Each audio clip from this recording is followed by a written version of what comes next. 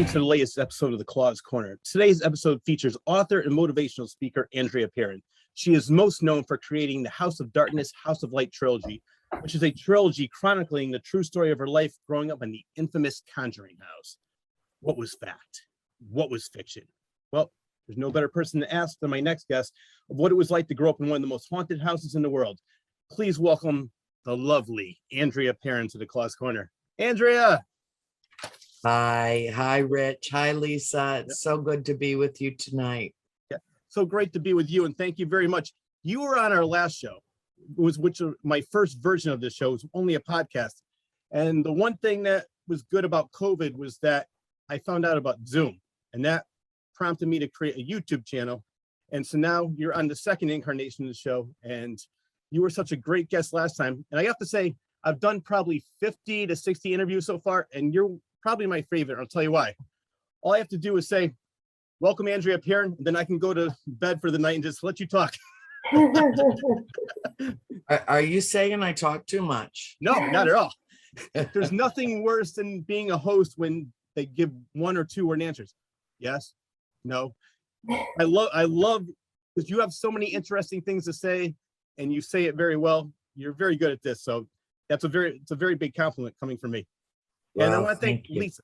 I want to thank Lisa because Lisa is not a regular co-host of the show. She is only a co-host of Everything Conjuring. Because of you, she and I are great friends. So thank you. That's wonderful. I wasn't sure if we ever told you, Andrea, but Rich and I met at one of your book signings about 5-6 years ago, and we've been best buddies ever since. So it's all because of you that you spawned this great friendship between Rich and me.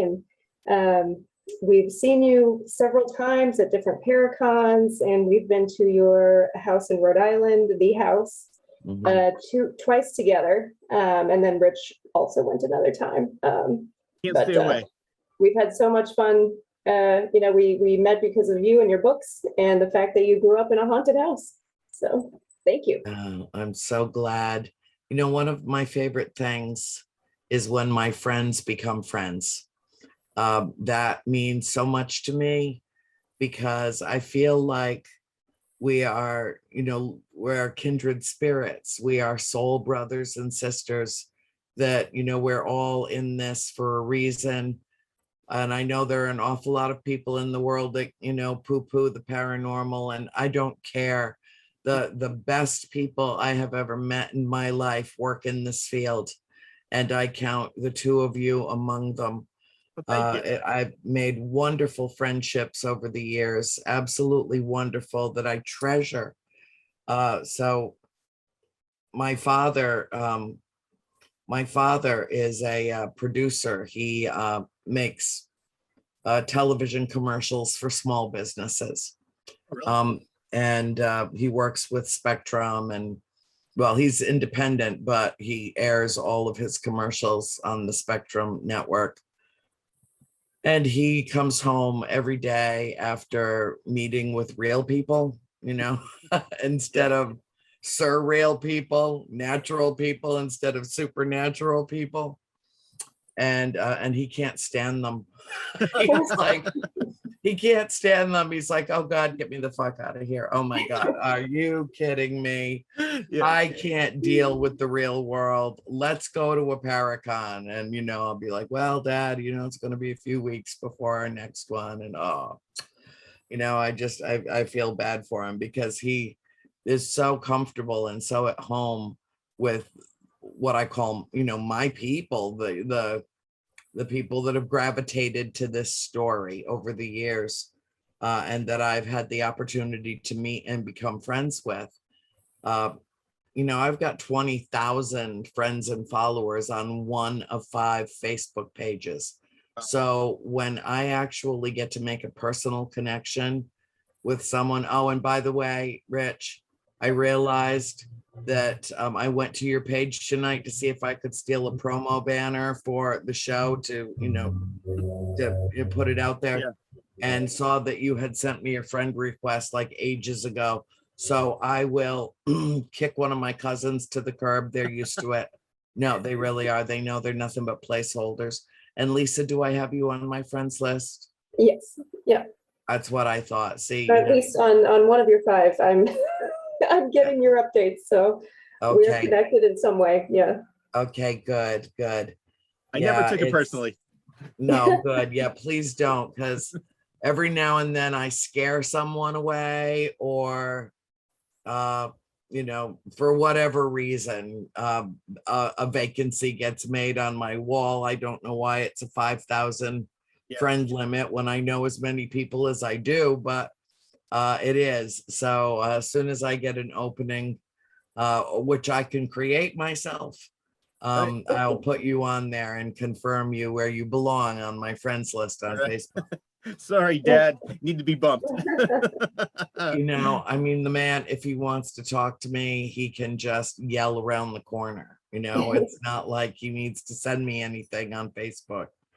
Well, you So, brought up a yeah. great point about the Paracon, because I love horror movies and I love the paranormal, and I go to both conventions a lot. And I have to say, out of all the different conventions I go to, the Paracon and the horror movie conventions, which I go to Chiller, they are the nicest, most open-minded, genuine people. I go to other things, like you said, the real people who think that they're normal, and they're so uptight, so phony, so fake.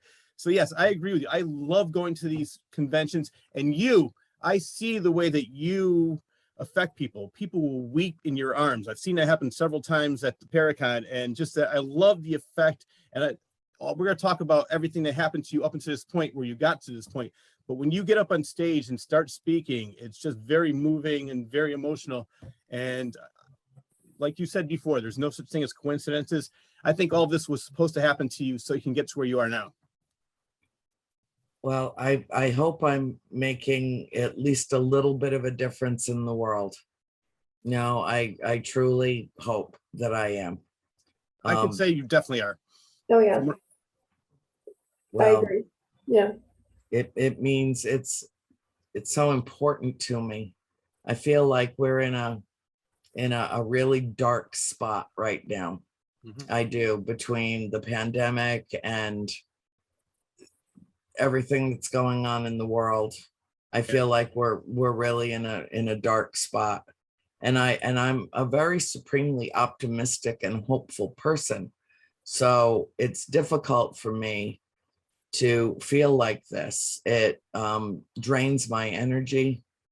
I find myself struggling sometimes because of it, because I want to, I my friend Paula Harris, who is a investigative reporter, and she does a great deal of research in UFOs, and we've been friends for a long time. And I was on a Zoom.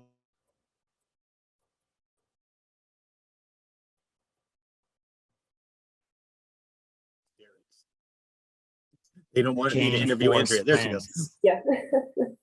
you know, and nobody hears me.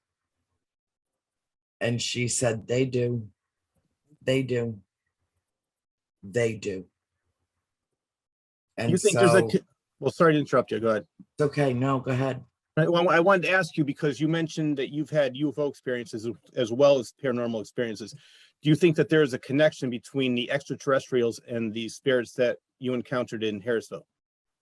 Yes, but I can't say exactly what it is. However, I do feel that if the only thing they have in common is that one requires the opening of the third eye to connect, if that's all they have in common, that is a point of correlation and integration of consciousness and of existence. And so, yes, I feel that they are connected. I had my first conscious contact at 13 years old. As of yesterday, it has been 50 years since I began having experiences with what I refer to as the galactic family. And it wasn't, it's been about 51 years since I had the first sighting of a full body apparition.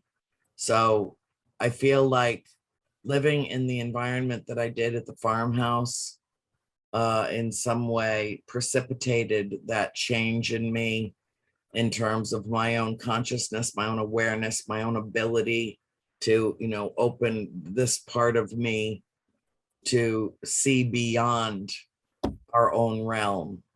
And in so doing, it opened me up to see even more. I can't explain it any other way. I do feel very much like they hold hands in some respect.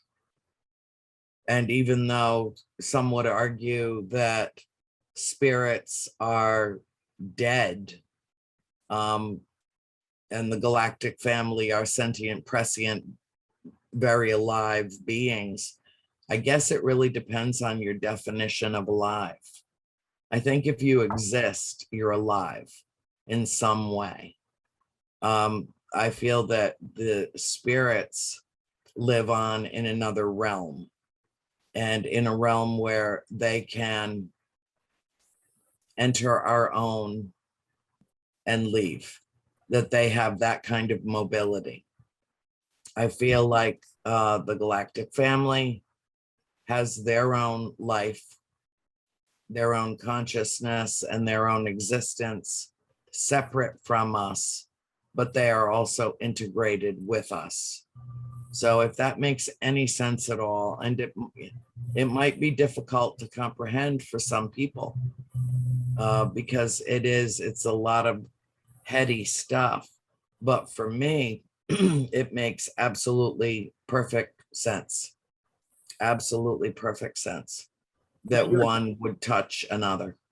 Your galactic family, do they look like the infamous grays that everybody seems to see? I know there's so many different types of aliens that people encounter, like the Norwegians, but the grays seem to be the most common. The aliens that you encountered, they look more like that with the big heads, gray skin? No. No? I have not. I have encountered, I would say, 5 races, 5. But none of what I've encountered thus far has been, could be described as how the grays have been described. So the ones that you met were friendly? Oh, very much so. Well, the grays are too. They're it is my understanding that they're only partially humanoid, that they're also AI.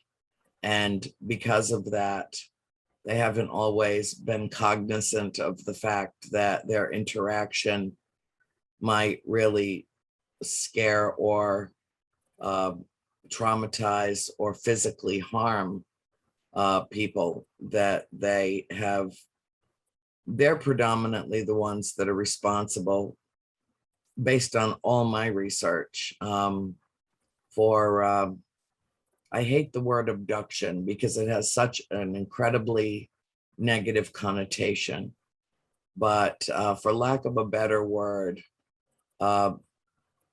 those they have taken, who have been allowed to remember, or through hypnosis have remembered their encounters, have been traumatized by those encounters.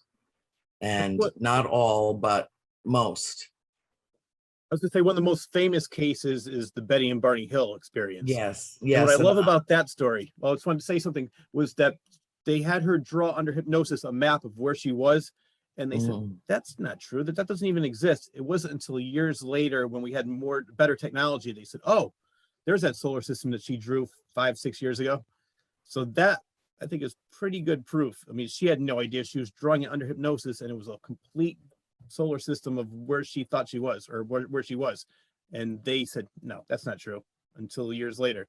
Yeah, I know her niece. In fact, I just recently, Kathleen Martin, I just recently did a UFO con with her in Houghton Lake, Michigan, which was phenomenal. It was so excellent. Deb and RJ DeRoos sponsor it, and with Mike Smith.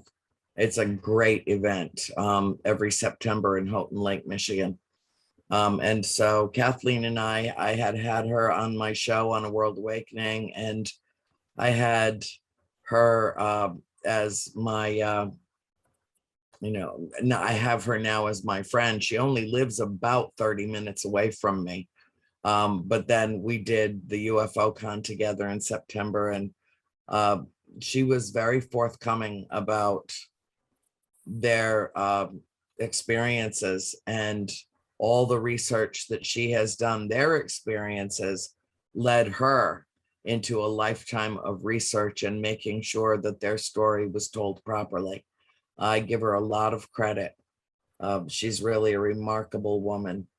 But the thing that I'm a little freaked out about right now is that the farmhouse is on the market. It's up for sale, and we're supposed to go up and do a live stream over Halloween for the Dark Zone. My father, my sister Nancy, and I will be on the property, and my mother, my sister Christine, and my sister Cindy will be on remotely. My mother can't travel anymore, and Christine's her caregiver, and Cindy can't be away from all of her grandchildren on Halloween. So they're going to come in via computer. So God bless Zoom. Thank God it all didn't crash when COVID hit. Yes, thank God. But I feel some element of trepidation about that, because it might be the last time I ever go back there. I don't know who's going to buy the house. I don't know what their intentions are, what they want to do with it, whether or not they want to be affiliated with my family or me. I don't know. And I have no control over, I don't have any control over anything. None of us do, but just the thought of never being able to go back there again, as slim a chance as it might be, is disconcerting to me, because it really is. I know I've told you both privately that it's the only place that's ever felt like home to me. So I'm sad about it. Yeah, well, I have to say, as Lisa mentioned earlier, we've been over there twice. We actually spent the night over there last summer. But when I heard the owners, Jen and Corey, were selling it, I said, I have to go there one last time before they sell it. And when I was up there, what I like about Jen and Corey is that they really are supportive of this and the house and what it stands for. And they said they do not want to sell to anybody who is just they want to sell to somebody who's right for it. And that's what I love. They've had offers and they said, nope, you're not right for this. So I'm hoping that they sell it to somebody that has the same interests in mind that they do, and they'll welcome you in the house, and it'll just continue where they left off. That's what I'm hoping. I'm going to turn the tables on you a little bit. Yeah, what was your experience? And Lisa, what was your experience being at the farmhouse? Did you feel the shift in energy there? And did you have any experiences that stand out to you? Go ahead, Lisa. Well, I can totally see how you would say that this is the only place that has felt like truly home for you. Of course, I also know that was the last time your family was all under one roof. So that helps as well. But just driving on the property, it's so beautiful. Especially we were there in July, I think. So all the vegetation was thriving, the flowers and the trees were all in bloom. And it's just so beautiful. There's a creek back there, as you know. The grounds are just so amazing. And then the home is just how old the home is. The original wood floors and walls of the house, it's very enveloping, and it does give you a very serene feeling. It gave me a very serene feeling, I should say. I will mention I refused to go in the basement because of your books, Andrea. So Rich, I sent him down on his own. I will never go in the basement. So I did not experience anything that scared me. But I also did refuse to sleep there. I stayed up all night. So I did not want to see some of the things that you described in your book. Although Rich and I have discussed many times, just staying there one night or visiting briefly, the odds are that you're going to see something seems minimal, whereas your family was living there 24/7 for 10 years or something. Yeah. So I think you have to live your daily life there and you would be more apt to experience something, but that's just my take on it. But I didn't feel anything either, but I will say that I was just like you. I was open to anything that would happen. And I went down the basement by myself during the night, just wanting to see if I felt anything or heard anything. And I did have all the little machines that Corey let me borrow. And a couple of times the lights, what do they call that? Would the lights go off to show the REM pod. Yes. So I had those and they went off several times, but I personally didn't feel anything. But as Lisa said, it's just so great walking in there, not only with, you know, the events that happened there and the history, but even going back. So like when, you know, the 1700s, when the house was originally built, it's just, it's a place of history. I hope they make it into a historic district, a historic landmark.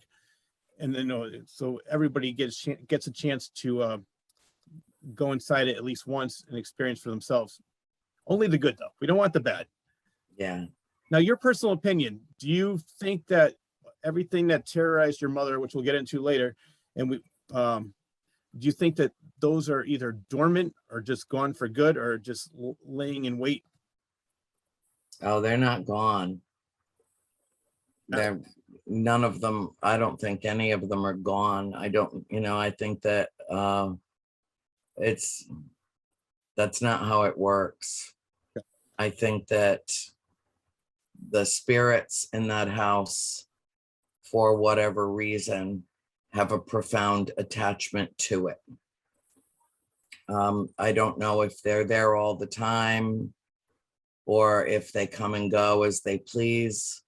I don't know which it is, but I do know that whenever I walk in that house, everybody that's got a gizmo, it goes off. It's as soon as I walk in and I say, hi, I'm home, they're just immediately responsive to me. And it's because they know I love them. I consider them fourth dimensional family members. They just, even the cranky ones, I'm just so grateful. I'm so grateful that they exist, that I got to see what I saw growing up in that house. I'm so grateful for that.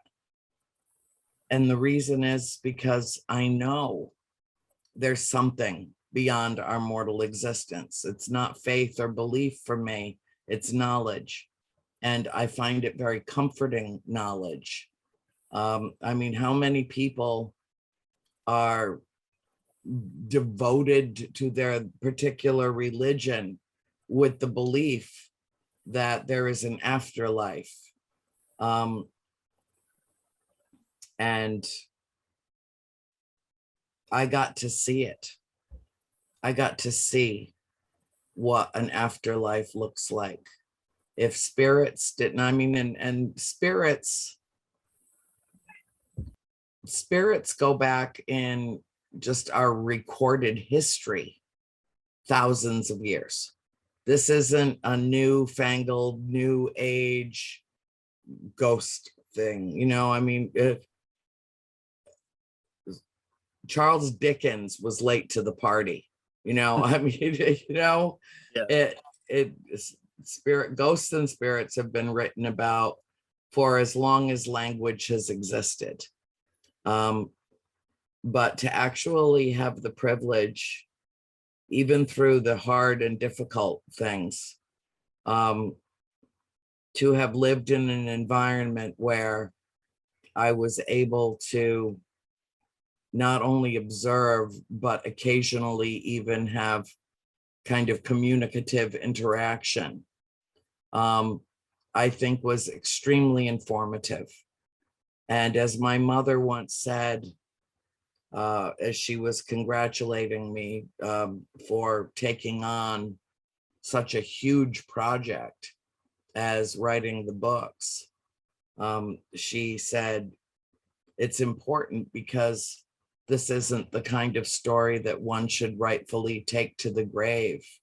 If we lived it, we should be courageous enough to tell it, Well, I so think that there's it can one comfort spirit. others. Yeah, no, I was gonna say, you said you're grateful for what the spirits that you met. There's one spirit that I think is very grateful for you, and that is Bathsheba, Yeah, because you are letting the world know she wasn't the evil spirit. She wasn't the one hanging from the tree. She didn't kill her baby and this and that. So I think, and you actually spoke with her. Is that correct? I have not only have I communicated with her through Spirit Box, but I was lecturing at her gravesite a number of years ago, and she, in a disembodied voice, yelled her name at the top of her lungs. No one heard it. There must have been 30 of us there, and someone, Cody Despians, who was recording my talk, found it when he did his review. And he just graciously gave it to a Canadian company that just made a 2-hour documentary called Bathsheba, and interviewed all my family except for my mom. And the story of her life, what we know of it, is indicative of someone who may have become a hard-hearted woman and was not the most pleasant woman. But I don't think you should ever accuse someone of murder unless you've got some viable evidence and proof to hang around their neck like a noose. And there was just no proof that she did what she was accused of. And unfortunately, Mrs. Warren identified Bathsheba when the first time that she came to the house, but then she blamed her for everything that happened in the house. And it wasn't her. She didn't die of hanging. She didn't die of a broken neck. She died in 1885 of paralysis from a stroke. So, and there was no tree that, it's, oh God, Yeah. I'm gonna spend the rest of my natural life and possibly my supernatural life explaining how fictional The Conjuring really is. It was a story that was literally conjured up in the minds of two screenwriters who cherry-picked the Warrens' case files and read my books and tried to create a whole third story. Now, I don't say that with any criticism, because first of all, it's absolutely impossible to tell our story compressed into 2 hours. That's impossible. Second of all, that entire series of films was based on the case files of Ed and Lorraine Warren. And my books did not factor into it, which is in a way a good thing, because it frees me to tell my own story my own way without there being any duplication of effort. Nothing that really, people who read the books after they see the movie are absolutely shocked. They're like, this is way more than that was, and I get that. But the thing is, if it hadn't been for The Conjuring, I wouldn't have gotten our story out in the world to the extent that I have. I wouldn't be, I probably wouldn't really be well known in the paranormal field, if at all. It was because of a major feature film, a blockbuster, successful film, that our story got out into the world. The real story got out into the world, and the truth is stranger than fiction. And both of you know that because both of you have read the books and you're very familiar with the true story. And it bears no actual resemblance to The Conjuring.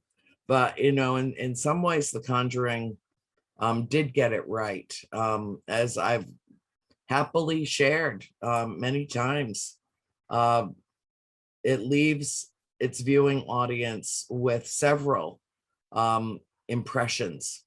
And one of them is, oh yeah, good conquers evil and love conquers fear. And the Perron family endured an extreme haunting that they all survived. And so in that respect, it is accurate. But in the detail and the minutia, my mother would never, ever have done anything to harm any of her children. And to represent her as someone that was even capable of holding my baby sister with a pair of scissors poised over her heart is just so beyond the pale. And of course, even though I was a consultant on the film, I wasn't privy to any of this. I saw the film 3 months before it opened, March, April, May, June, about 3 months before it opened. As a courtesy, Warner Brothers invited me out to LA for a private screening with Mrs. Warren. And, as we were watching the movie, she was sitting next to me and she's like, that didn't happen. And I said, I know, honey. I patted her on the hand and I said, it's all in the script. It's all in the script. It's how it's done. It's method, it's formula, it's a product of Hollywood. They're going to make movies that they know are going to sell based on stuff that already did well. Well, It's just how it works. Yeah, I thought it was a great movie, but here's what I do. Whenever I see something that says inspired by true events or based on a true story, I always go home, either buy the books like with you, or I watch 3 or 4 documentaries to get the real story. So I think, as you mentioned before, the movie, even though there's no truth to it, it did good things for you because it brought attention to the real story. Because in your books, Ed and Lorraine don't even show up until the second book. So you have 500 pages of things that happened. In the movie, the first thing they did, which we already know, we're having a haunting in the house. Ed, Lorraine, come on over, which we know is the furthest thing from the truth because I've talked to your father personally. I know what happened. Yeah, he didn't want them there. He didn't trust them. Yeah. He thought that they were going to take advantage of my family. My mother did feel that perhaps they were some authority in something that she didn't understand. And so she was very forthcoming with them and far more trusting than my father was. And, it was just a very convoluted relationship. And it was a relatively short-lived relationship. They only came to the house 6 times total. And on the 6th visit, they came to see if my mother was still alive because they didn't know if she had survived what happened the night of the seance. It was a really, really ugly scene. And, it doesn't surprise me that it didn't make it into the film. Ed and Lorraine were there. They know what happened, that episode did not make it into their case files is no surprise because, of course, they wrote down their experiences, but also wanted to make sure that it was as good a reflection on them as possible. That's human nature. But, big mistakes were made. Lorraine admitted that to me. She said they were in over their heads. They didn't know what they were walking into. They had never experienced anything like it. They never experienced anything like it afterward. And Ed described it as the most intense, most compelling, most disturbing, and most significant of all of the investigations that they ever conducted. So that's why it was the first film. Yeah, well, what I was going to say was when you have a job entitled Paranormal Investigator, you basically have on-the-job training. There's no handbook you can go to. How do I handle this? So they're basically learning as they're doing. So probably Yeah. they walked in there, and as you said, and Lorraine said it herself, yeah, we're in way over our heads.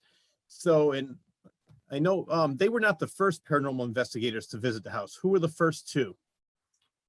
It was a team, actually, a team of college students, twin brothers, Keith and Carl Johnson, and their team were the first ones there.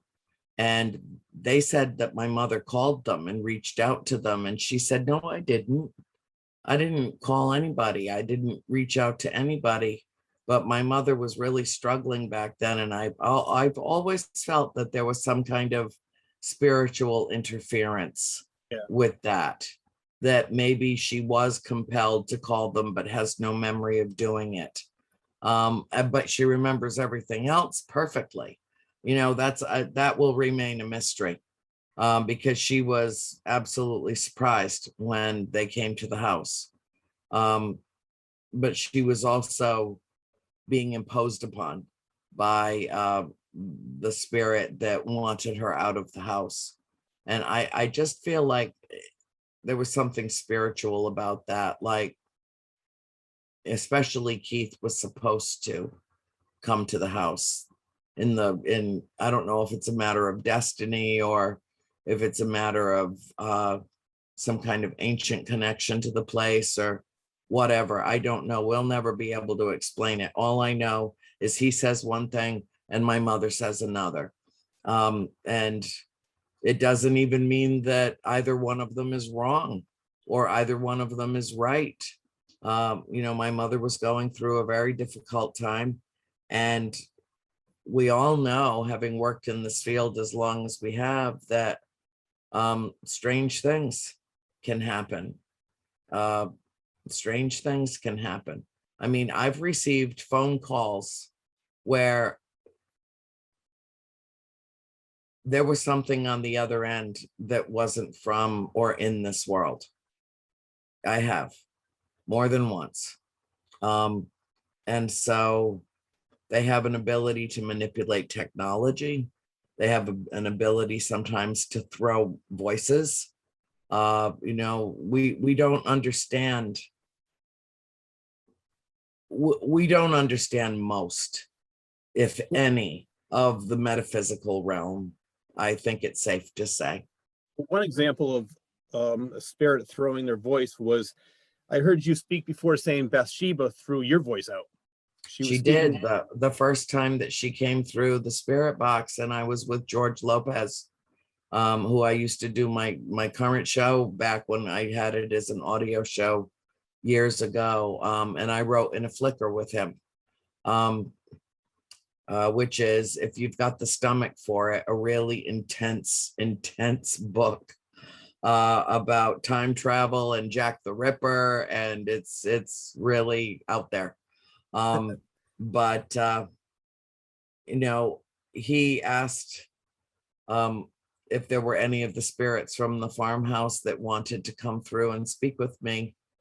And I was at his house down here in Florida when we were doing this session, and she came right through, but it was my voice. She was using my voice. And he said, nope, absolutely not. Absolutely not. You don't get to use Andrea's voice. You have to use your own voice if you want to talk with Andrea. And the following answers that came through to questions were in a voice so diminutive that you would have thought it was a little girl. And Bathsheba was a very small, petite woman with a high-pitched voice. And I recognized her voice immediately, although I do not recall hearing it consciously at the farm. But it was very familiar to me. And during the course of the questioning, at one point, George said to her, Bathsheba, what one word do you associate with Andrea? And the immediate answer was love. Clear as a bell, absolutely clear as a bell. And I am her defender. I am her defender, and I can't absolve her of anything that she may or may not have been accused of. You know, all I did in the book was say this was the story that we were told about her, not that that was our experience of her. This is what we were told. And I think that the moral lesson here is that rumor and innuendo can haunt you in life and haunt you in afterlife, that you might never escape what is said about you. And so that's why it's like a cautionary tale, you know, be careful what you say, be careful, especially what you say of other people, how you put that kind of energy out into the world, and be very careful about casting aspersions and accusations, because they can be extraordinarily hurtful. I mean, somebody stole her tombstone. It's no longer there. No. Lisa Stole and I her actually went there tombstone. like 2016, I think it was. She and I took a picture with the tombstone. We went there the next year. There was just a hole. Somebody destroyed it. We were so angry. Yeah. They just couldn't leave Because it alone. of a movie. I know. Because of a movie. What the fuck is wrong with these people? You know, really? What is wrong with these people? I hope she haunts the shit out of them. I'll tell you what. I hope she does. Bathsheba, No, we have your Mommy's back. not upset. My dog thinks I'm upset.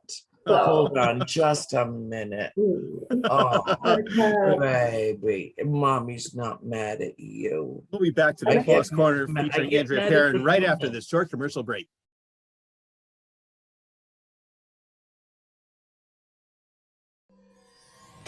From the frenetic mind of author Rich Sear. 5 terrifying short stories, now available in one collection.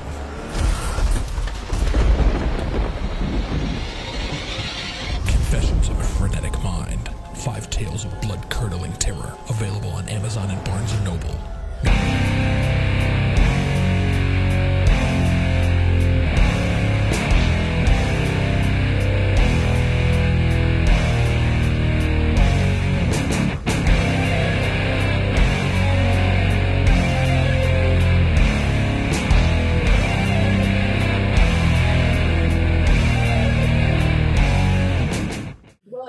On that topic, you do have so much coming up, Andrea. I like to listen to your podcast, The World Awakening. It's on. Is it on Fridays now? It used to be Thursday. It right? is. It went into syndication. And Wow, that's great. Okay, yeah, 'Cause I it's know not the even a dates year that- old. But Thank you. that's awesome. That's awesome. So you have that every week, right? A World Yeah. Awakening. Yeah. And I'm going to try to Google. I would love to go back and listen to that episode with George where Bathsheba was coming through. Was that recorded on the podcast? You know what? I don't even remember if we ever. I know he's got the recording of it somewhere. We did record the whole thing. I don't know if we ever played it. Probably we did, but that seems, honestly, Lisa, it feels like light years ago. Mhm. Like light years ago.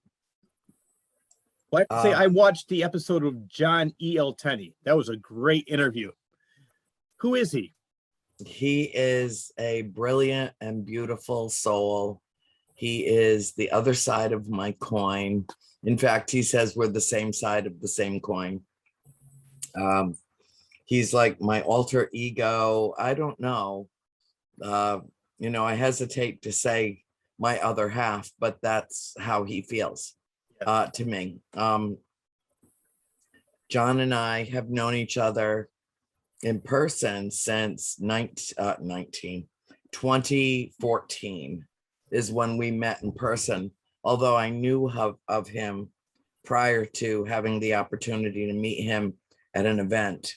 And he was so lovely to me and so funny.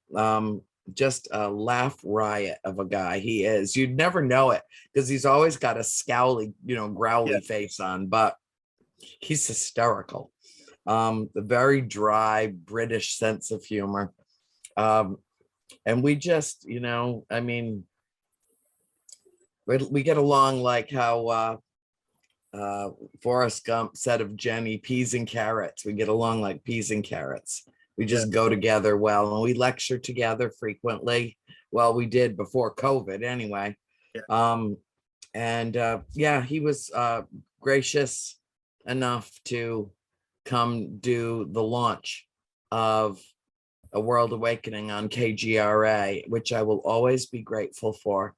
It meant the world to me that he would do that.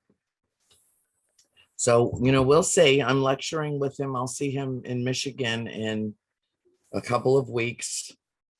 I think November 7th at the Mid-Michigan Paracon. Are you That's be in coming to the Flint. Connecticut/Rhode Island area?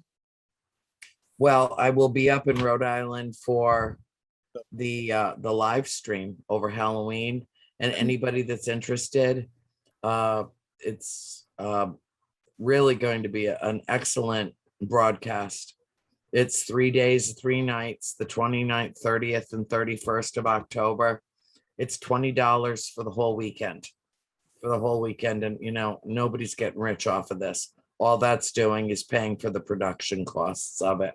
And but- from previous live streams in the past, just to put it out there for anyone who does purchase the access to the live stream, you do get the footage afterwards. You get a link to the footage. You get kind of a highlight reel. So I'm looking forward to the live stream myself. It's well done. And Yeah. I'm so excited to see all of your family there, virtually or in person. I'm excited to see the family there too. Yeah, and they're doing this technology thing where people that are in on the link can ask questions. They're going to put them in a kind of a chat box or a chat room where they're actually on screen, and they can talk to members of my family directly. And I think that's fabulous. I'm so thrilled about that, because that way it becomes very immersive and very interactive for the people that want to participate in it. I think that's a wonderful feature that they're adding to this. Yeah, that's great. It's also a good way that your mother could see inside the house from a distance in the safety of her own home and still see what the old house looks like. So because I know she can't leave and she doesn't want to probably go in there anyway. So the fact she's never gone back. The day we left that house in June of 1980, she said she would never go back to the house, and she never has. Now, for you, was the last time in the house the episode of Ghost Hunters with Zach? Oh, God. Let's talk about that. Is it time to bring out the F word? I don't think it's strong enough. Yeah, no, I want your opinion on this, and I can tell you what Lisa and I thought, or at least I thought anyway. Yeah, you tell me your opinion first. I just thought he embellished everything, and I thought that he was just looking to get ratings by making something out of nothing. That was just the impression I got. Like, there was things like, oh my God, did you see that? Which I know a lot of the shows that are like that do that, but I think there was a lot of nothing filmed, and they had to fill an hour of it. So that was my impression of it, that there really wasn't anything major that was going on, but he made it seem like somebody's texting him saying die, which I didn't really believe that. That was my impression. Am I on the right track? I've done a lot of interviews. I was there to do an interview. It turned into more. That got sprung on me. Oh my gosh.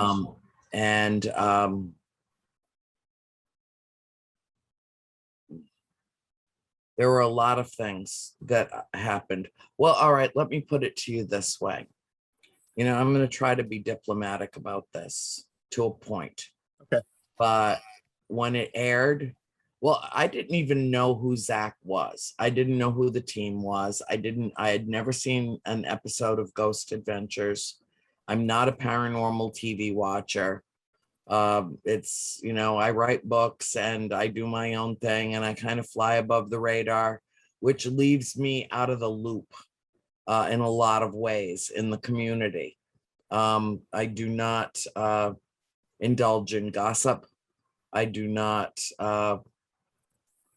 have anything to do with anybody that I think sheds any kind of negative energy in the field.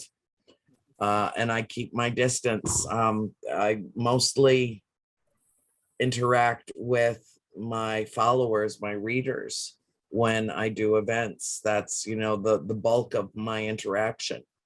John Tenney is an exception to that rule, and I never get enough time with him when I'm at an event with him, because he's frankly as swamped as I am. But I have some very close friends in this field, John Zaffis among them, John Tenney, really close friends, George Ken DaCosta, that will always be in my life. Like, even if I walked away from all of this right now, they would still be my friends. They would still be in my life. That said, I did a watch party. I was up in Michigan that night, that Halloween, for the Halloween special. Yeah. And had a group of people over to the house that I was staying at. And we did a watch party and kind of live streamed it on Facebook, so that people could interact with me as they were watching the show. We had to take it down because I saw things in those 2 hours that made my head blow off. And I said things that, had they gotten out too far in like the web, would have caused a lot of consternation in the field. And I couldn't help it. I was so offended. Was it There the was, editing? Was it the editing of how they put all the footage together to make it seem like that? No, No? it was the behavior of some of the participants. Okay. But I found incredibly offensive and provocative. And particularly when someone decides to pretend they're being possessed, and that's done at the expense of my mother's pain. Yeah. I ran out of expletives, and I had to take the live stream down.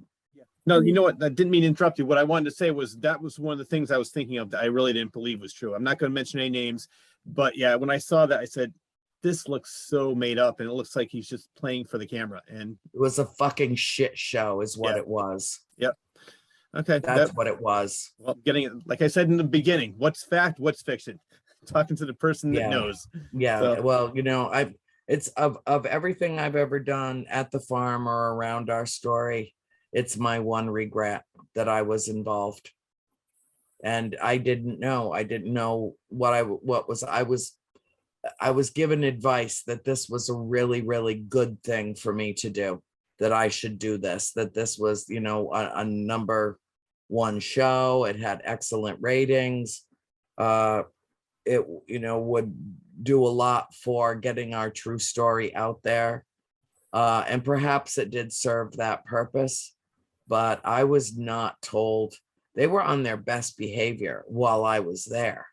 And I told them right at the beginning, before we walked into that house, woe be unto you if you provoke in this house. Don't do it. Just don't. And nobody did while I was there. But then I left and they stayed.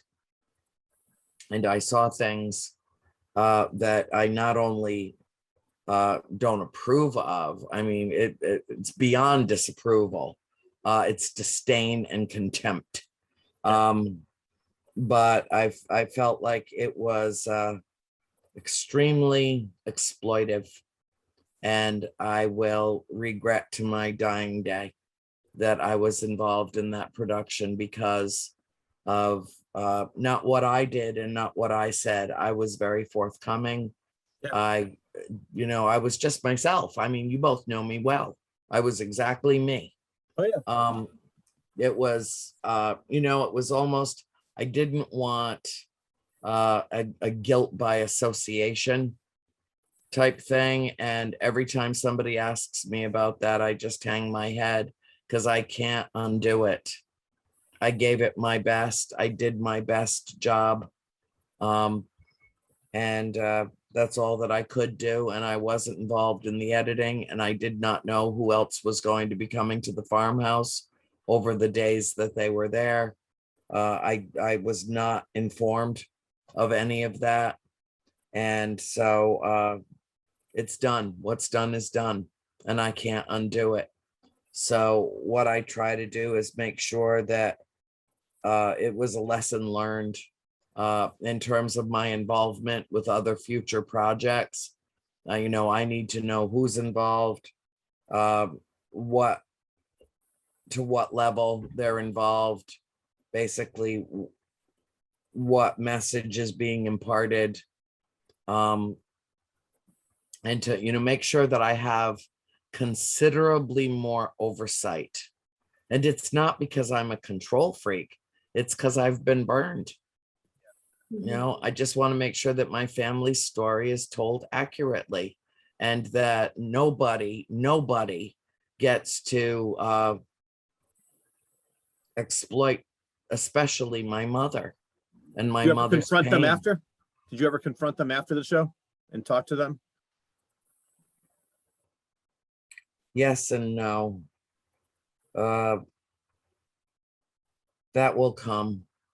The last time I saw this particular individual, I was in the middle of a conference room at someone else's event who I admire very much, and I didn't feel like that it was the time or the place to address it, because it wasn't long after that aired that the whole country went on, the whole world went on lockdown.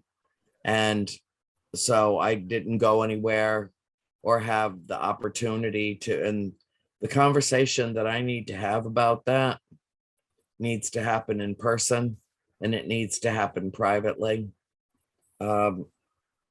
And I was just disgusted. I was absolutely repulsed by the behavior. It just smacked of somebody looking for their 15 minutes of fame.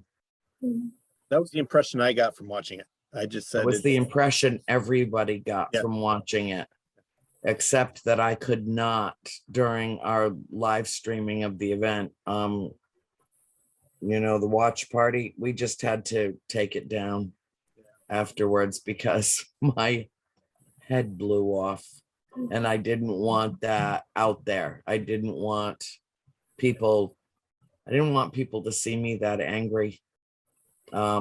And I didn't want to create upheaval in the community. That's good. I'm glad that you sat back, took a second to relax and think about it, but you'll have your chance to say what you want to say, to the right people. So I just want to go back a little bit because we were talking about Bathsheba and the Warrens. How, since the other two paranormal investigators, the college team, were the first people to be part of it, how did the Warrens become involved, and how did Lorraine come up with the name Bathsheba as the evil one? I don't know where she plucked that name from. Because Bathsheba never lived at that house. She was born of the Thayer and Taft families, very prominent Providence families. I don't know if you would, I would say you should consider them wealthy, certainly for that time. How she ended up marrying a gentleman farmer out in the woods of Northwest Rhode Island, I don't know. Most of her life we don't know anything about. It's Facebook didn't exist back then. You didn't get every detail of every day, posted somewhere. But the town historian at the time, who was quite elderly, was in his 90s, I believe, when we met him, late 80s or early 90s, Mr. McEachern. He's the one that told me about, or that didn't tell me, my mother told me, but he's the one that told my mother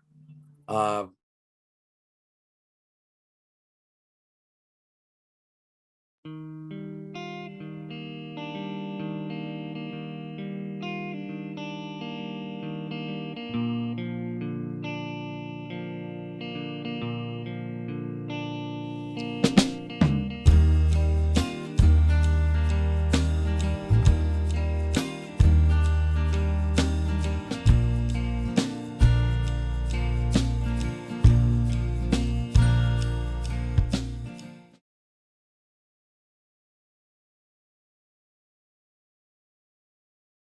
track of what We were talking about how Bathsheba became the evil one, and I asked you how Lorraine came up with that, and we're not sure because there was no Facebook, no, all we had was the Encyclopedia Britannica.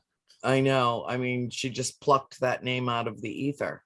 But, you know, and that's fine because Bathsheba did factor into the community story. But she wasn't an Arnold. She didn't live at that farm. And I have no idea where she came up with that name or why. But then she said, you know, I sense a malignant presence in this house. Her name is Bathsheba. But then she blamed everything on Bathsheba. Well, you know, there could be, you know, more than one unpleasant spirit passing through that house, as there was, you know, the one that loved my father and coveted us, the 5 children, also hated my mother and was exceedingly unkind to her. Very threatening to her, very threatening. So I don't know. I mean, there's just some things that we can't answer. I don't understand that. I mean, I suppose it was easiest to just make her the villain. And I never saw Mrs. Warren's case files.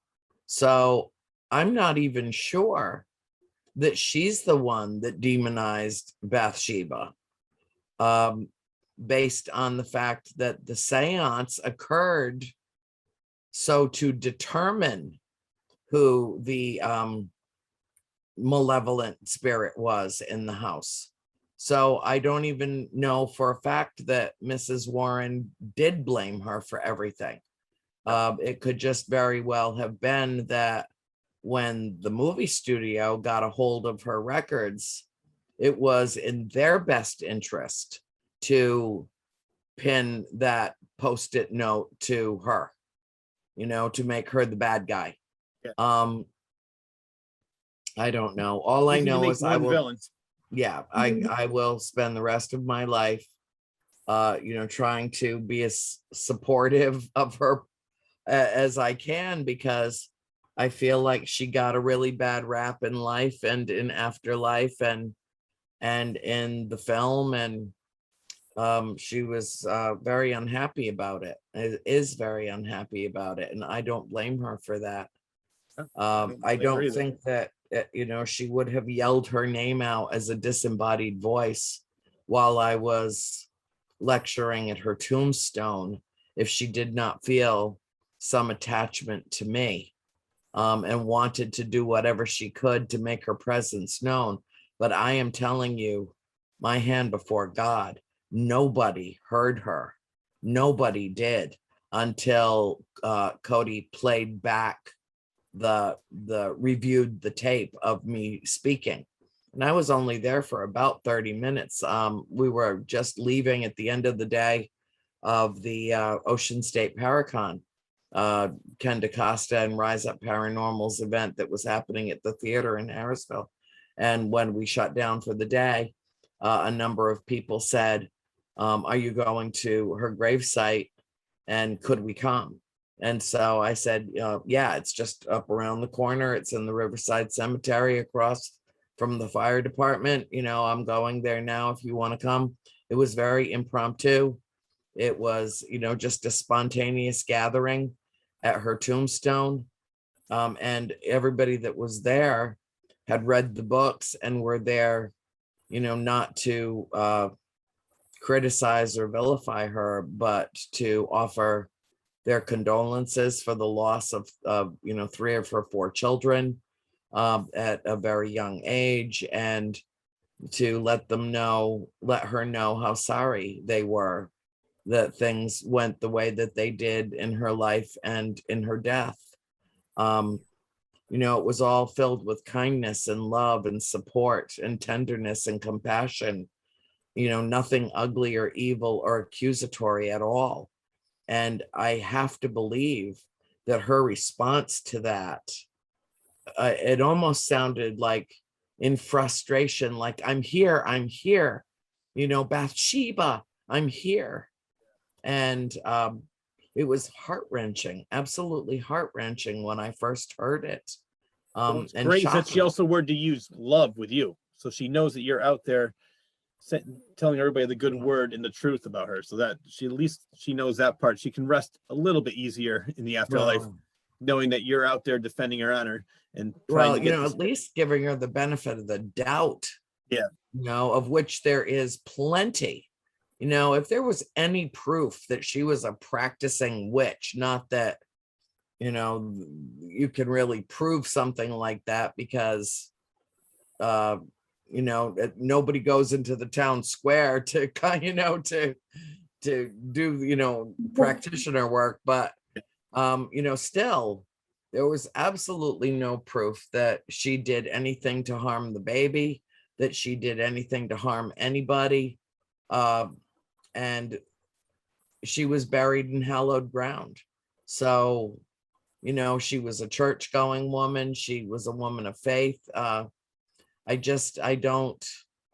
We don't know much about her life, but what I do know is ample for me to readily and compassionately give her the benefit of the doubt. But in the court of public opinion in her time, she was tried and convicted, and that very dark cloud hung over her lifelong, by all accounts. I can't even imagine living in that time and how difficult life must have been and how painful her life must have been. And so I do feel sympathy and empathy for her and for the other spirits too. I mean, why are they lingering? Why do they stay behind? What is the attachment to the farm? What is the attachment that keeps them from moving on completely out of this realm and being free and not in any way earthbound? And yet the other side of that, and Lisa, I know you will particularly, because I know you have gifts of your own. Isn't it amazing that they do exist? To me, it doesn't even matter who they were in life, that they still are in afterlife is the miracle to me. That's the spiritual, magical, metaphysical miracle to me, is that spirit exists and can be communicated with.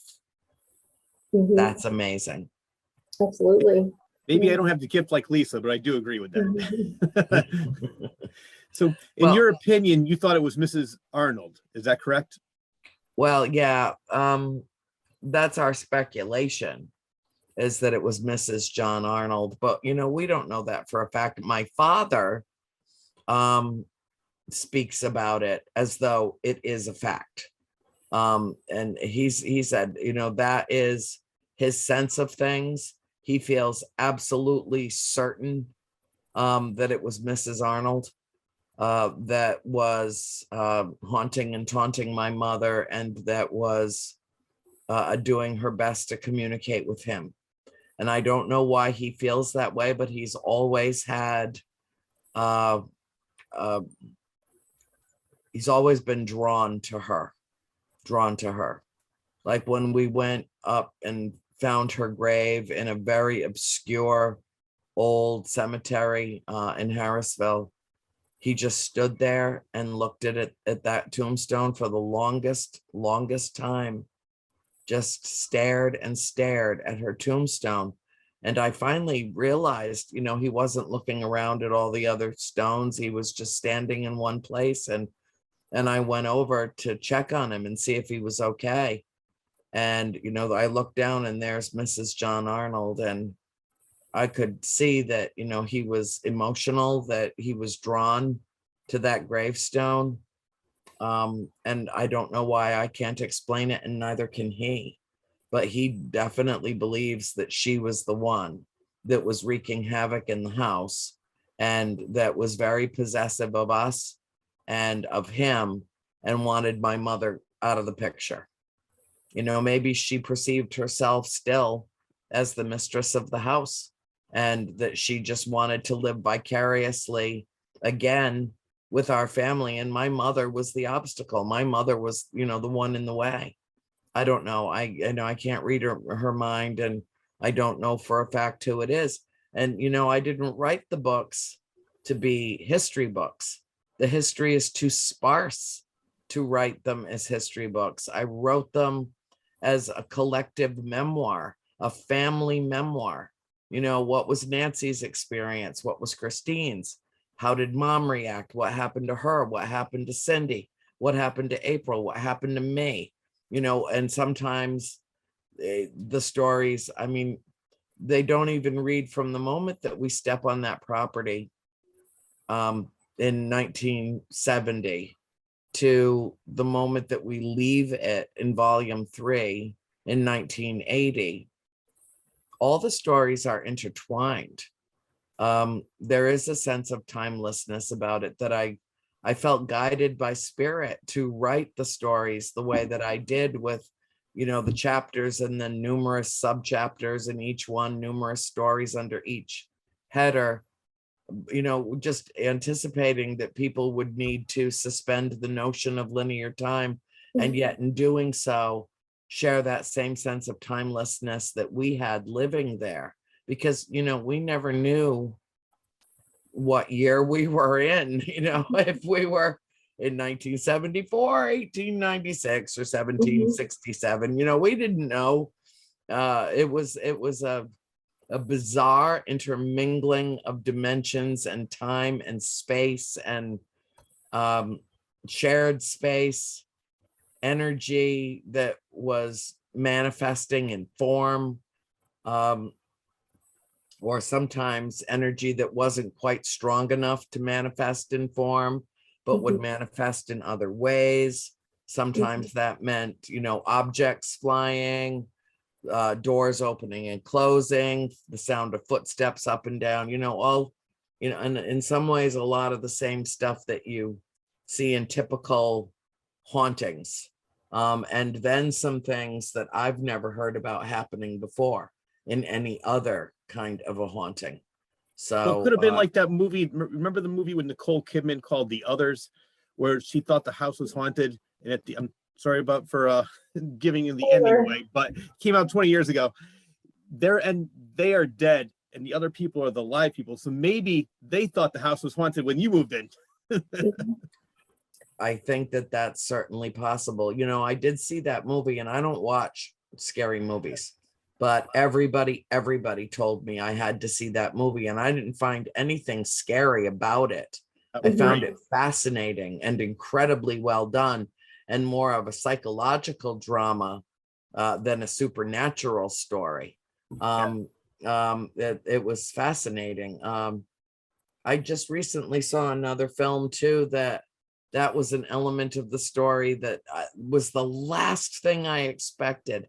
And for the life of me, I cannot remember the story, the name of the film, but it had Julianne Hough was in it. So anybody that something about, I think something about a lake, or I'm not sure. I watched it with my dad, and at the end I was like, no way. I love those kinds of movies. Way. Yeah. It wasn't the lake house. It was something else, but you can Google her credits and see about a woman that escapes an abusive relationship and goes down south and falls in love with a man, and all the experiences that she has And it was really very well done. I was kind of surprised.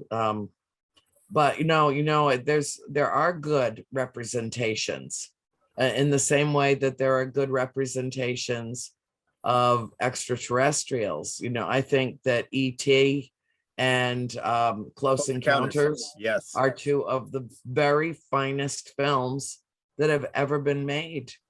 I give all credit to Steven Spielberg, who I think has inside information. I know people who work in the upper echelon of what is known as ufology now, which is a pretty freshly coined phrase.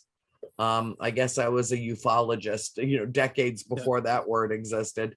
But he had the inside track. He had some inside information. And Well, his first movie in college, I think even before college, was a movie called Firelight. So he's always been into the UFO experience, always into ufology, as you said, long before it was a term. So yeah, the Close Encounters is probably one of my all-time favorite movies. And I think it's a great representation of what people say. And he even had Dr. J. Allen Hynek in the movie, who started Project Blue Book. So if you haven't seen that movie, add that to your list. I can't imagine there's anybody alive that hasn't seen Close Encounters. I can't. I mean, that is just an iconic film. That's like saying, oh, I never saw The Wizard of Oz. Really? Really? Are you kidding me? Oh, did you never see The Sound of Music either? I mean, really? It's a must-see movie. It is. What was your first paranormal experience? Was it at the house or was it before you moved in there as a child? I think the first time I saw a full body apparition was the day we moved into the house, within moments. Yeah. But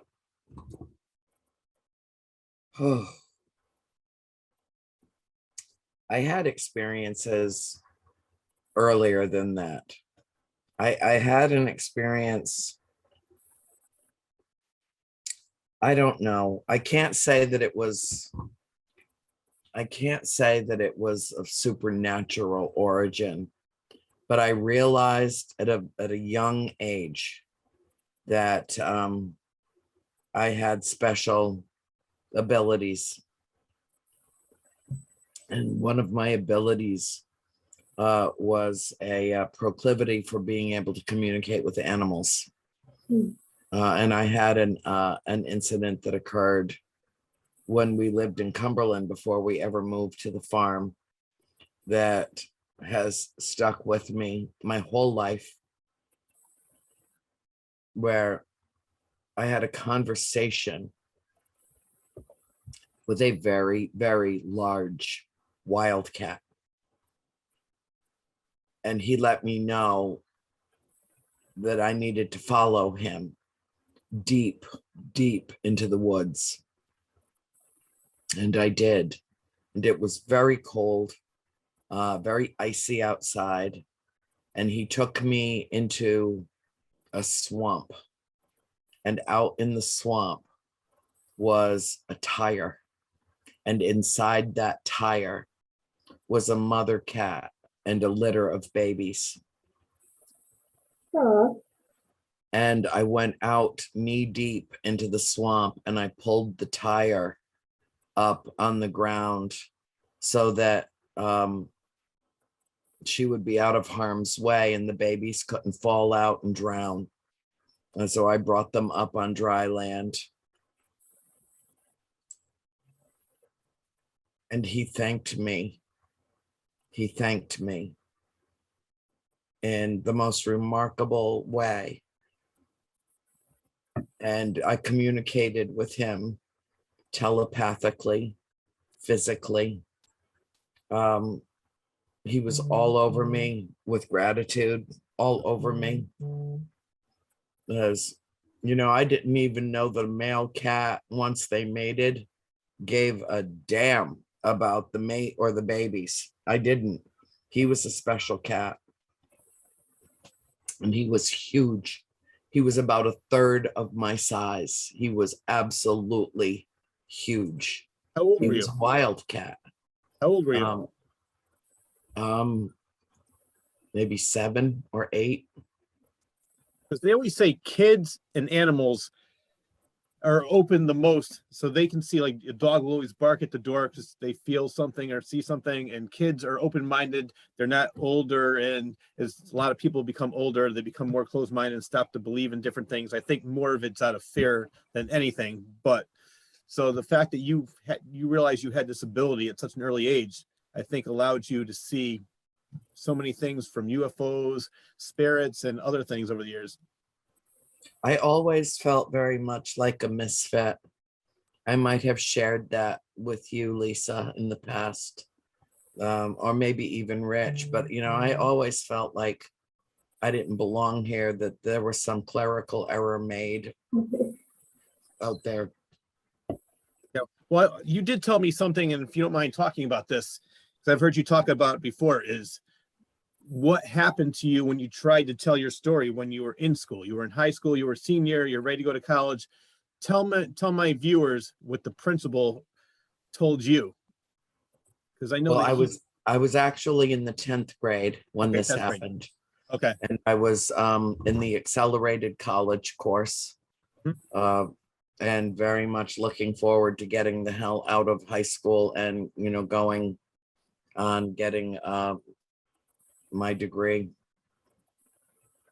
And I had answered some questions that had, the word got around that we lived in a haunted house, and I had talked relatively openly about it with several friends who then told other people, who then told their parents. And I got called to the principal's office, and he was verbally and physically abusive, like pushed me up against a wall and said, if one more parent calls this school and starts talking about their kid coming home telling your ghost stories, I will make sure that you are expelled and that you never, ever set foot in a college. He basically threatened to, ruin my life, because academia was my life. And just pushed me up against a wall like he had every right to do that. And I was way bigger than him. I could have cold cocked the son of a bitch. I could have, but then I really would have been expelled.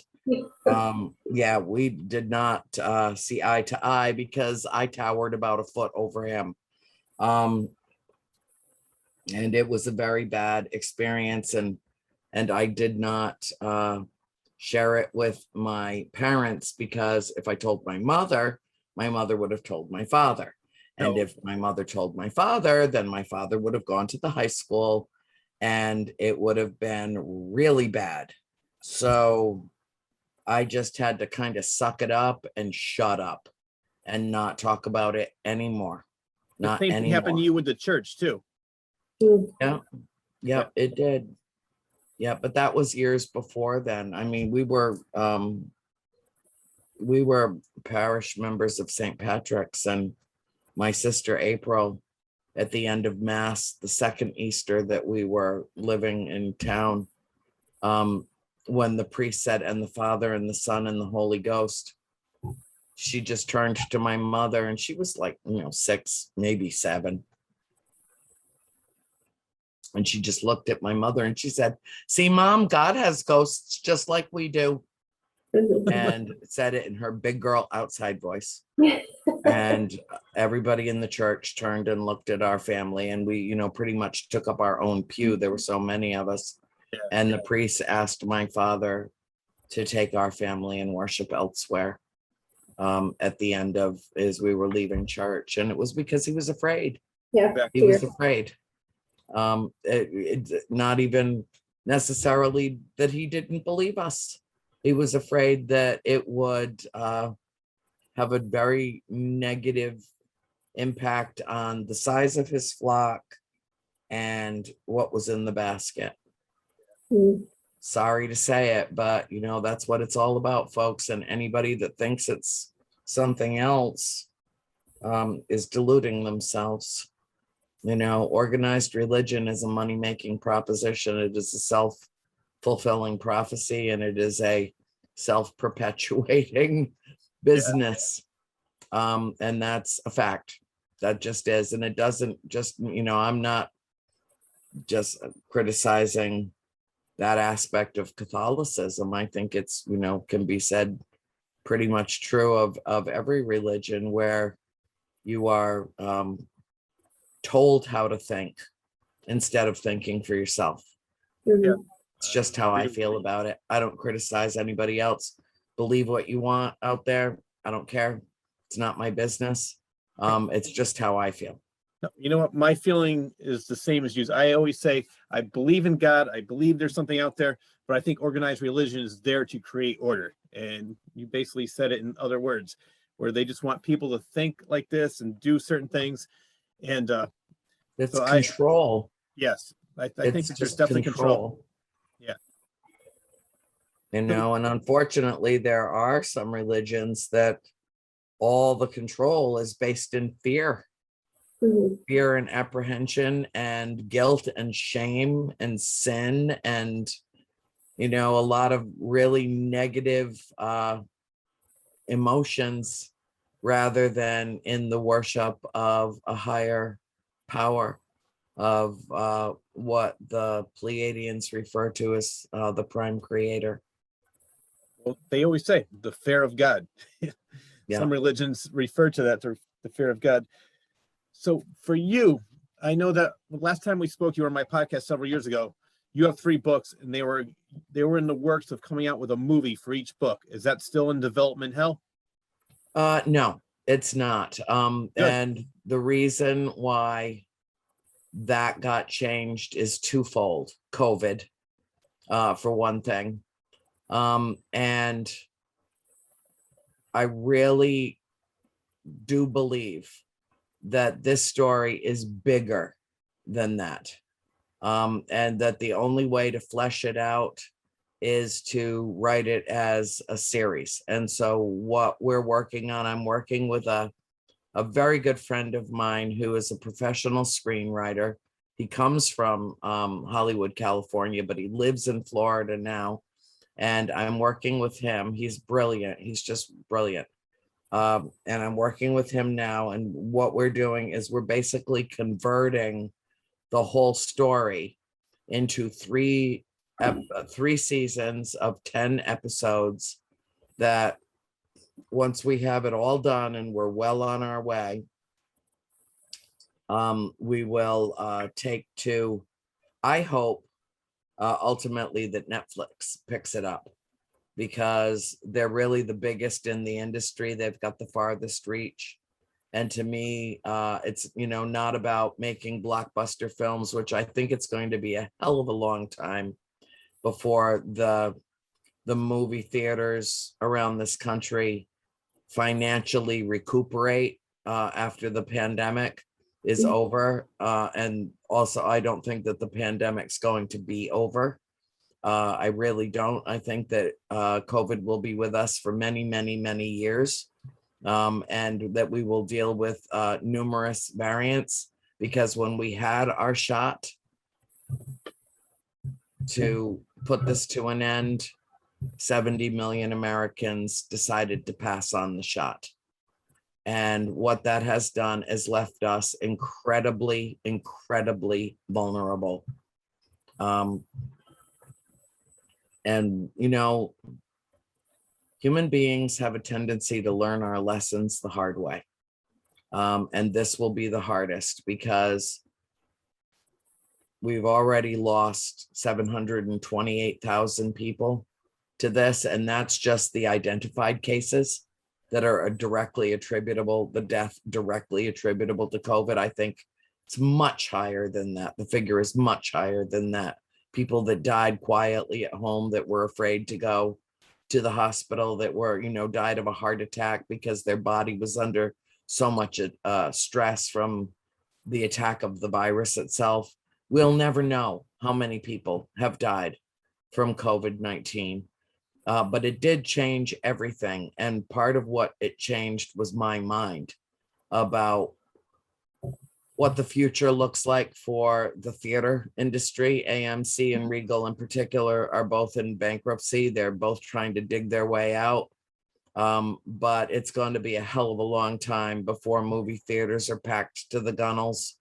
And I don't think that that is the right and proper venue to tell our story. So we're extrapolating it out, doing it in as close to chronological order as we can, because as fluid as the books are in terms of the telling of stories according to the type of haunting that occurred, so that the reader understands that everything they're reading happened in the time that we lived there, but they have to sort of suspend the notion of linear time, because one story can be Cindy at 8 and the very next story can be Cindy at 14.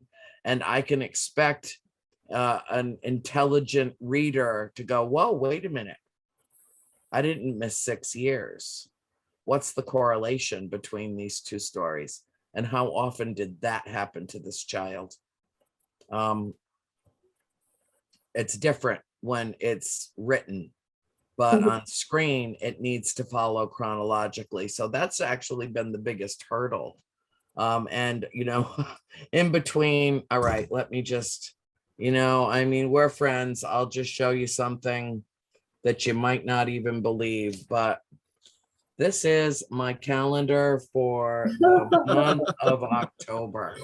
Yeah. Okay, all right. That's my calendar for the month of October. All right. That's just every major thing that I had to do, not all the little ones and the stuff. And here you are, Rich Sir, 8 p.m. ET Zoom on the 20th, full moon. We got the full moon tonight. Right. Does it also say on there, friend Rich on Facebook? Well, I promise you I'll get you on there. I swear to God. But and September was just as bad.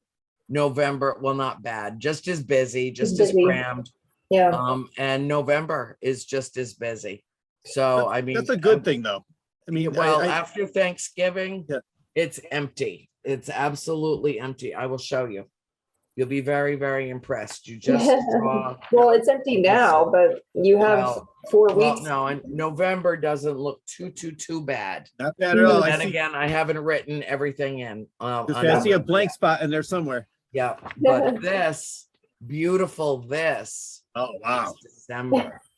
Well, it's early yet. You have 6 to 8 weeks till then, so I'm sure you'll get some dates penciled in.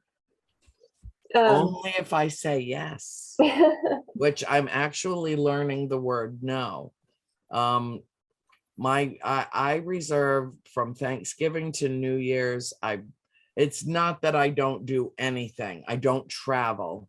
I sell a lot of books, and I'm back and forth to the post office with books because people, buy them as gifts for Christmas and, stuff like that. But I don't travel other than back and forth to my mother up in Georgia, and spend the holidays up there with her. And then Dad joins us and spends about a week right over Christmas. And Peanut Buttercup, of course, will come with me.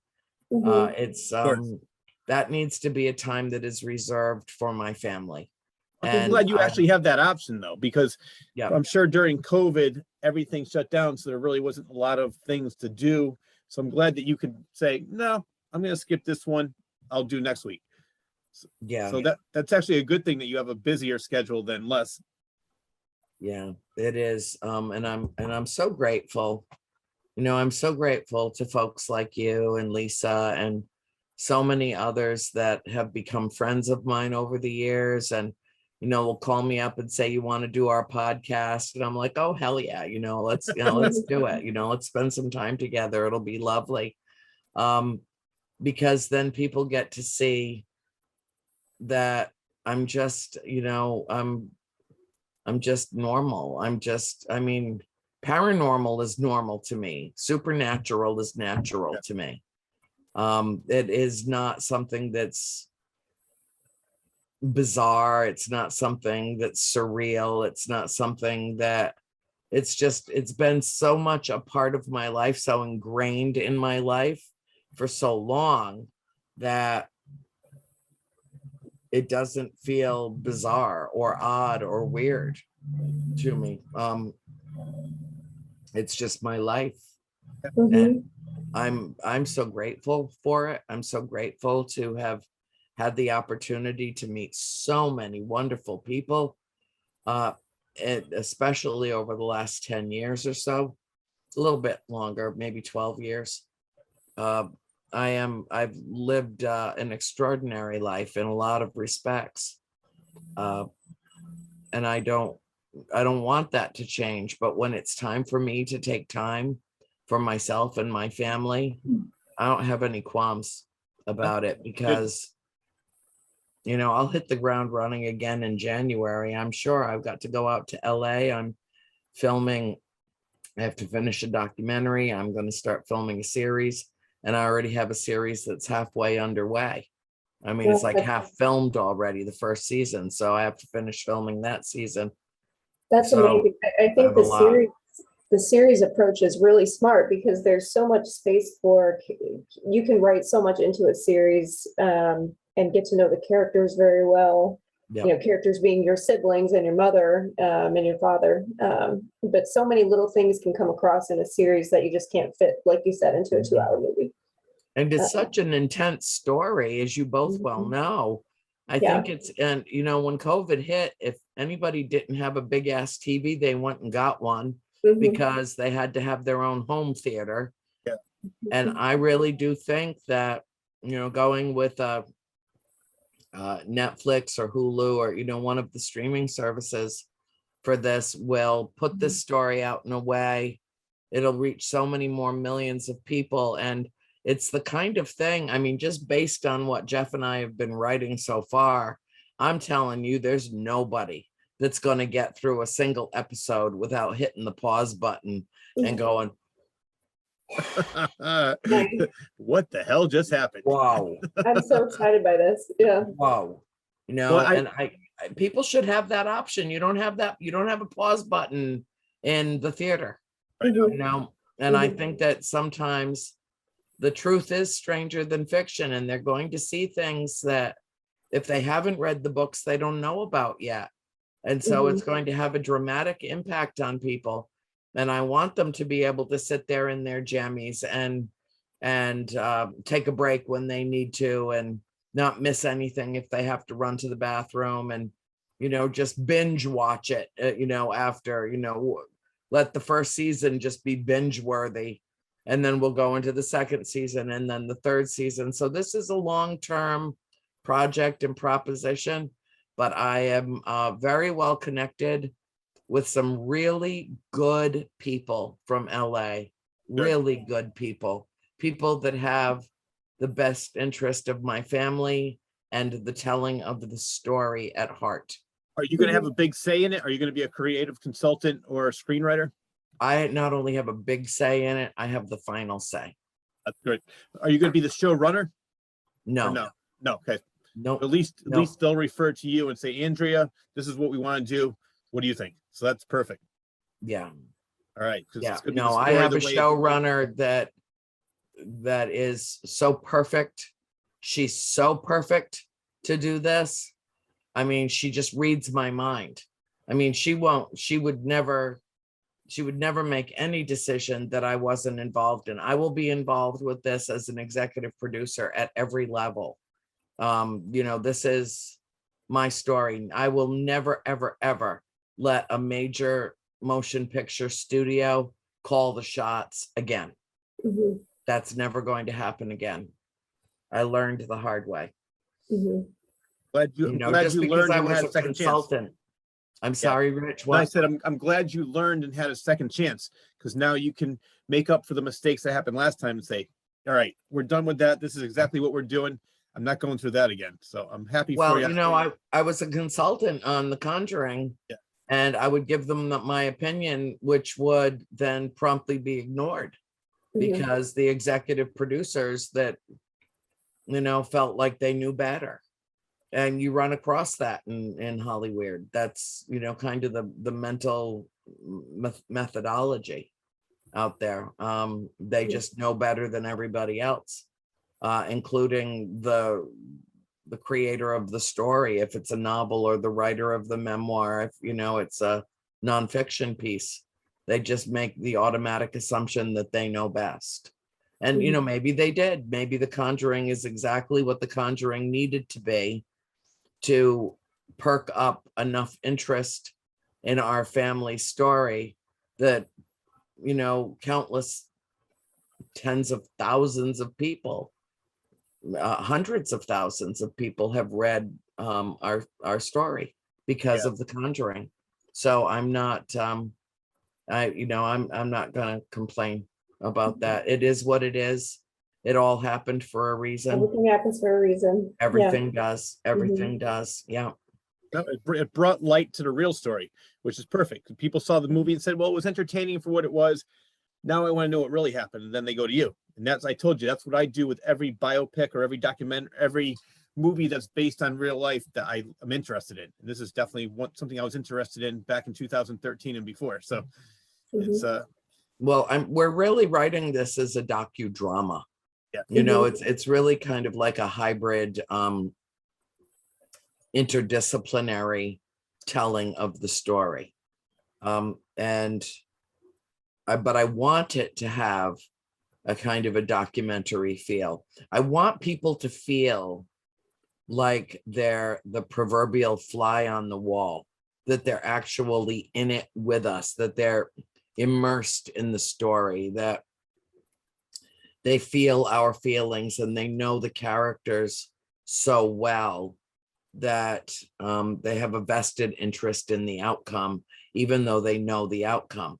It's like, for instance, just a case in point, one of my favorite films is Apollo 13. And I knew the ending of that movie. I knew that they all survived. They all came back to Earth. I lived it. I was there when it happened. I prayed for them along with the Pope, and millions, billions of people around this planet prayed for those astronauts to make it home safely after such a horrific experience. And I knew how that movie ended, and I found it riveting, absolutely riveting. And it was because it was shot, especially the ending where they go into coming out of deep space, coming into Earth's atmosphere, and no prior Apollo mission was caught in that dark silence mode for more than 2.5 minutes, and they were gone for more than 4. Nobody's ever been able to explain that. They weren't told that their parachutes were completely, utterly frozen shut. Then they weren't told that because the head of NASA basically said, is there anything that we can do about it? And they said no. And he said, okay, we don't say anything. We don't say anything. Well, I personally think that there was some intervention on their behalf out there. I really do, because that was bizarre. But those 4+ minutes on screen, I was like, like, are they going to make it? Are they going to make it? Of course they made it. You saw them land live on TV when you were a kid, for Christ's sake. Of course they made it. I've done that with movies too. I want it to be that compelling. I want it to be, the telling of our story to be that compelling, that even though the ending of the story, we all left the farmhouse, we all survived this, everybody knows that, but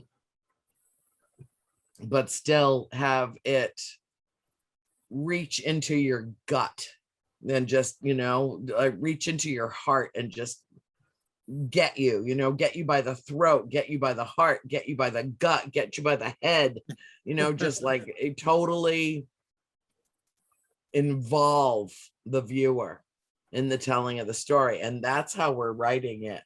And there are times, honest to God, as I'm reviewing the scripts one by one, each an hour long, that I'm like, wow, this is really great. This is really great. That's great. Wow. Yep. That's awesome. I'm so excited. I hope to see it on one of these streaming platforms. And you said it's already yeah, the season 1's getting acted out, it's getting filmed. So I can't wait to see Well, it. no, it's not being filmed yet. Okay. None of it is being filmed. It's only partially cast. Okay. I have about 5 or 6 cast members that have already agreed on certain roles that I handpicked these people for. But before we make our presentation, I've got to have my director set in stone, and I can't say his name, but I've got one of the top directors in the country very interested in making this. Until I've got stuff down on contracts and stuff like that, I'm not saying, I'm not naming names. Well, you're gonna have to come back on the Claw's Corner then. I will, and I will. But yeah, this is, and it's probably going to be another 2 or 3 years before this premieres. And then as the first season is actually running, we'll be shooting season 2 and then season 3. So, this is going to be something that takes a long time, that's extremely involved. We're going to have to rebuild the farm, the house on a soundstage. There's going to be a lot involved with this, but I really, in my heart of hearts, feel like the universe wants this to happen, that in some strange way, it's almost like it already has. And I'm just living into my destiny telling the story, but like that it already exists out there in some way. And I'm just taking the measured steps to bring it to fruition. I mean, look what you've done so far. I mean, first of all, you're out there talking about it at different conventions. Then it becomes a movie. Then first you write the book, then it becomes a movie. Now it's going to be a series. So yeah, you're putting in every possible media form that there is. So I love that. The fact that you are getting the word out anywhere you can. And Lisa said it perfectly. I said, I think streaming is the best way to show this because there's so much more you can add with character development. You get to know the characters more instead of a 2-hour movie. It was good, but it was too quick or this and that. So now they have time to elaborate on different things and they don't have to stretch it out and make it, they can say, okay, well, part 2 next week. And so I love the fact that it's going to be on a streaming service. And I'm going to one up Lisa. I'm going to say whatever streaming service it is on, I'm going to buy that streaming service just for that. And I'll come over and watch it. Yeah, Lisa and I'll have our own little watch party. And this is going to go much better than yours. Your watch party that you had. That's marvelous. It really is fun. No, I was going to say, without giving away any names, because I know you can't do that because of contracts, are there any name actors that will be on the show? People that we might know? Oh, absolutely. Okay. Absolutely. Great. Yep. And then you also mentioned 2 documentaries, right? Yeah. I know you were talking on your Facebook, you were promoting a Canadian television network is just about to air a documentary, I think soon. Yeah, it did. It aired for the first time on October 11th, and it's called Bathsheba: Search for Evil. And it's a documentary that basically dispels the myths that were built up around her, and every member of my family except for my mother interviewed for it, and I was heavily involved in putting it all together. It was done by Cream Productions, and they are fantastic, absolutely fantastic. They did the CNN documentary series, the history of sitcom and the story of late night. Oh, nice. Okay. Yeah, they're very, very good at what they do. And I worked with the whole entire team. It's 9 women. They were fantastic. And then the media company that I've been working with, I did 26 hours worth of interviews in one press junket after another to help them launch this series. And interestingly, and I don't know why, I don't know why. I had somebody from the Travel Channel call me today and start asking me some odd questions, and if I had, footage that no one else has seen and stuff like that. And I'm like, nope, I put all my stuff out in the world, and the Warrens had the rest, and they sold it all to Warner Brothers, and nope. But I felt like saying it was one of the he works for the Travel Channel, but he also has his own production company. So I just didn't think it was appropriate. But nobody has picked it up in the United States yet. And I don't know why. I can't even imagine why. Yeah. I mean, it's so extraordinarily well done. The best documentary I've ever seen made about this story. And it's airing already in Canada, Australia, New Zealand, Western Europe. It premiered in France the other night. I mean, it's going global. Yeah. And no one has picked it up in the United States yet. And it's a Rhode Island story. It's a New England story. It's like, are you kidding me? You got so much in your October lineup of ghouls and goblins that you don't want to pick up like the best documentary that's been made about this story since the inception. I can't explain it. Maybe they're waiting until the plethora of haunted programming is done and then bring it on, after Halloween, instead of trying to exploit the holiday, which is all ridiculous anyway. Maybe that's what they're thinking. The production staff will certainly let me know, because I've helped them so much in terms of promoting it around the world. But I just can't believe I'm not having to promote it in the United States yet. I mean, what are they thinking? Oh my God. I know that would be it should have originated here and then moved over there afterwards. That's what should have happened. There's another documentary on the farmhouse. I think it was released in July. I see that's on Amazon Prime now. Were you a part of that? It was something about, I think the word unrest was in there. I'm not sure the name of it, but I saw the current owners of the Conjuring House were promoting that back in July. And I want to see that one, but I guess you weren't a part of that one. I don't know if I did or not. I mean, I've done so many. I don't even know if I'm part of that one or not. I don't. I'll text you after I see it. Well, yeah, tell me, because I do interviews for people that are making, like short films or different things that they're making about the farmhouse or their own experiences. And somebody will say, oh, I saw you in such and such, and I'm like, oh, you did? Really? Okay. Really, it's to a point where I don't know any interview that I do could actually end up in a movie. I don't even know anymore. I can't even keep up with it. I don't even try to keep up with it.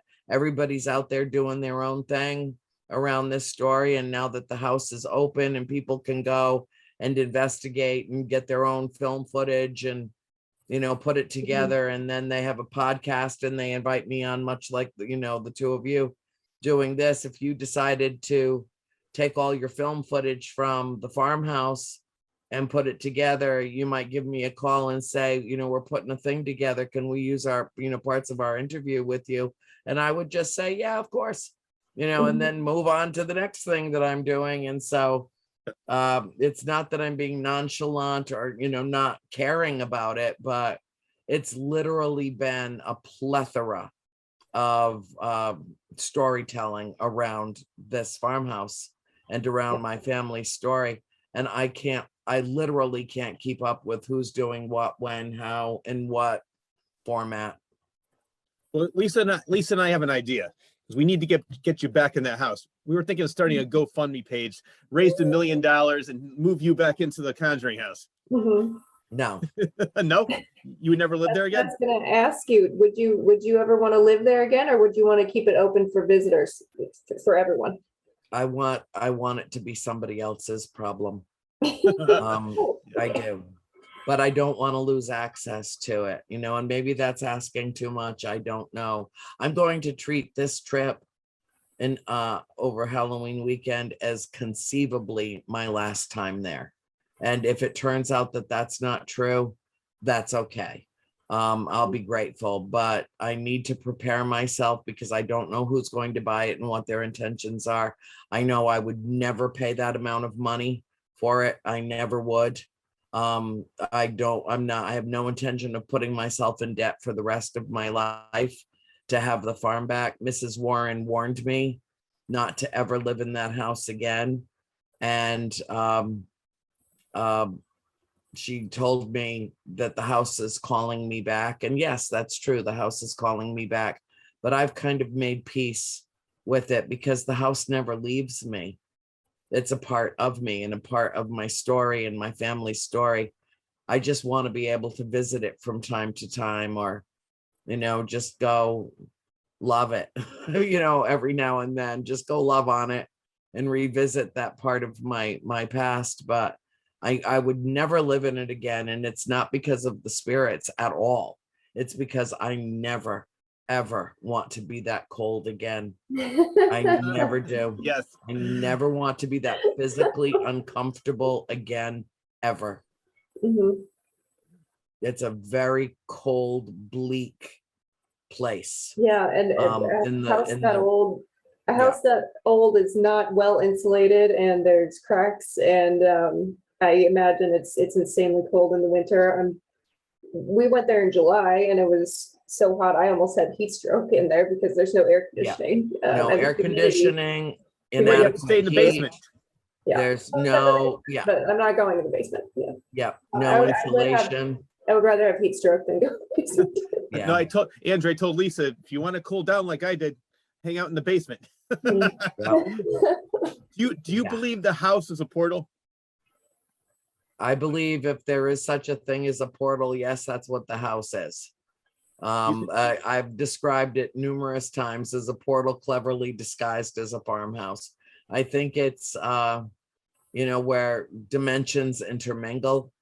I think that it has, it just has an otherworldliness to it that I've never experienced any other place. It's mystical and it's magical and it's full of energy and it's full of, darkness and light. It's everything all wrapped up in one place, and not just the house, but the surrounding property, the barn, the area. It's a remarkable place on this planet. And I hope that whoever gets it, loves it, even 10% of how I feel about it, and they will protect it and care for it and guard it. That's what I hope for. That is my wish.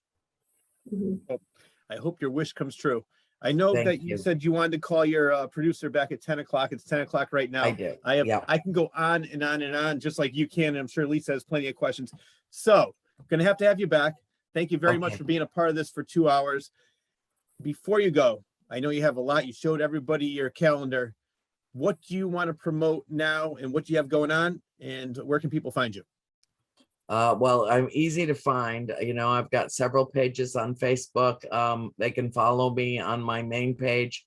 It's easier to communicate with me through my fan page, which is known as the Buttercup Brigade. And my admin for that is Lynn Ann Bowling.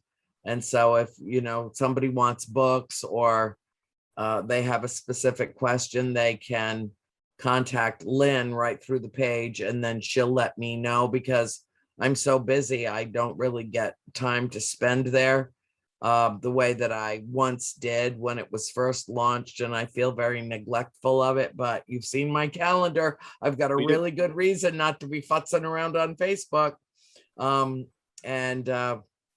I literally have thousands of unanswered messages, and I'm so sorry about that. But I'm just one person, and I can't hire somebody to pretend that they're me and go into my, my messages and answer people. That's not fair. it's not. I'd rather them be patient and wait till I can start to catch up over the holidays when I don't have much else going on, and then I can start to catch up, but it's been nuts. It's been real busy, but yeah, all you have to do is Google me. I'm pretty much everywhere, and happy to interact to the extent that I am able and available. I will absolutely come back and do your show again. I consider both of you friends. You are two of the loveliest people that I have ever had the pleasure or privilege to know. And yeah, we'll just kind of pick up where we left off. I'm sorry my energy was not my normally more effervescent self tonight. I'm deeply fatigued. Yes. And your calendar explains it all. No, I cannot thank you enough for being on the show, not once, but twice. And also, when your schedule is so busy and when you're extremely fatigued, you still said, Rich, I'm doing it. Let's do it. So thank you very, very much. I really appreciate you having me on the show. And I cannot wait to talk to you again and see you in person for once. It's been a couple of years. Last time I saw you was before COVID at the old Paracon. I know they moved the location. So hopefully Lisa and I will be at some event where you are soon, and we'll be looking forward to you. And I highly recommend right after you subscribe to my channel, click onto Andrea Perron and subscribe to her YouTube channel, because that podcast, I only saw one episode so far, but I was hooked. And I know Lisa saw another one. So definitely watch her podcast. It's very inspirational, very motivational. It's just watching you interact with your guests. I could sit there for hours watching that. It was only, the episode I watched was 2 hours. I was mad when it was over. Oh, bless your heart. Well, and I also want to invite all of your viewers, to hop in on the live stream over Halloween weekend. And, like Lisa said, when it's all over, you have access to all of it for, I think a week or longer after it's over. And you can revisit anything that you had to miss if you had to take kids out trick-or-treating or whatever. But I think it's going to be exceptionally well done. And for, I think it's $19.95. I'm not sure. I think that's what it is. You get all 3 days. You get the whole thing. They give you a passcode, and you can just leave it open in your computer and visit it at will. And I think that it'll be fascinating. There's going to be some wonderful, wonderful people that are involved in it. So I invite everybody to, hop on over. You can find the poster about it on my Facebook pages, or go to the Dark Zone and you can get your tickets right there. The link is right there. Okay, thank you very much, Andrea. A huge thank you goes out to one of the nicest, most genuine people, and my future Facebook friend, Andrea Perron. She's an author and motivational speaker, and probably the best person I know. And I would also like to thank my co-host, Lisa, for taking time out of her busy day to be a part of this historic podcast, because I know you're busy and you had to be on anything to do with The Conjuring. You have to be a part of. So thank you very much for being a part of this show. And of course, lastly but not least, I have to thank you, the viewer, for tuning in every week. Enjoy your day, everyone.